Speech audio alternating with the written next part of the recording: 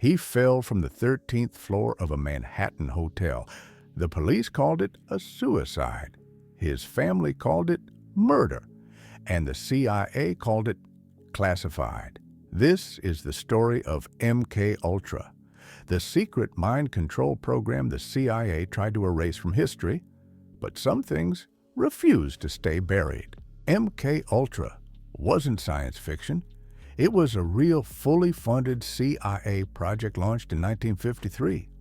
Its goal: to find a way to control the human mind, to break it, reprogram it, or erase it entirely. And for 20 years, nearly no one outside the CIA knew it even existed. After the Korean War, American prisoners returned home claiming they'd been brainwashed. The CIA panicked.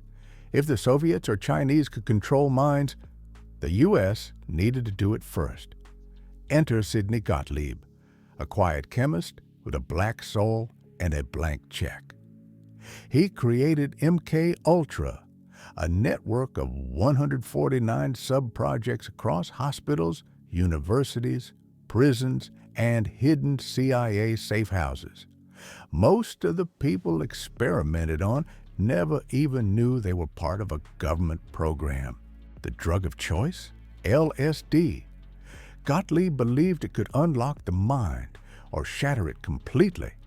So the CIA began dosing people everywhere: soldiers, students, psychiatric patients, prisoners, even other CIA employees. Some were volunteers. Most were not. One doctor called it the most unethical program in American history. One victim described it as a living nightmare you couldn't wake up from. Then came one of the strangest chapters: Operation Midnight Climax.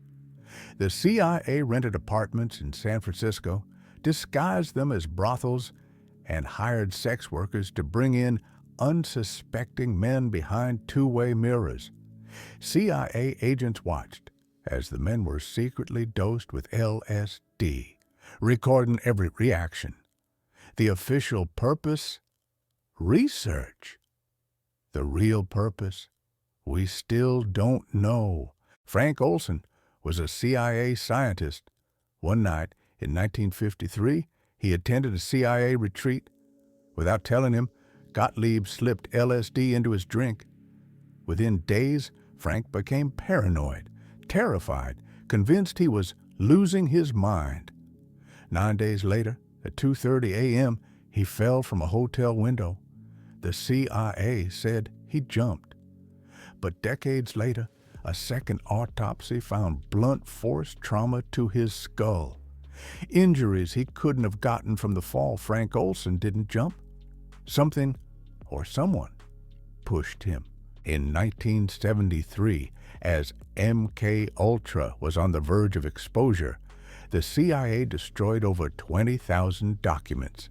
They burned so much paper that the incinerator overheated. Only a small box of financial records survived by accident. Everything we know today comes from that box.